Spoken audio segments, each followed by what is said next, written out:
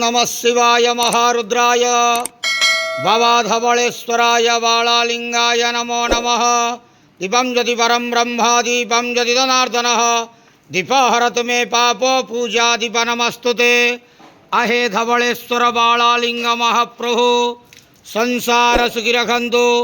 आज शुभ शुक्रवार रे समस्त श्रद्धालु भक्त मानक आशीर्वाद करंतु, मनस्कामना पूर्ण करंतु, कर्मक्षेत्रोन्नति करंतु, ग्रहरिष्ट खंडन करंतु, जगतर मंगल करंतु, विश्वर कल्याण करंतु, आपणकर नाम विख्यात करंतु, सेवकर डाक श्रवण करंतु, समस्त गुआवसा भक्त मानकर मनस्कामना पूर्ण करंतु।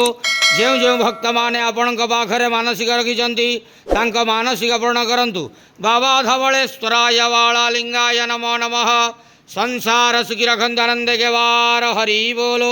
आज शुभ शुक्रवार रे समस्त श्रद्धालु भक्त मानक आशीर्वाद करंतु आनंद के वार हरि बोलो।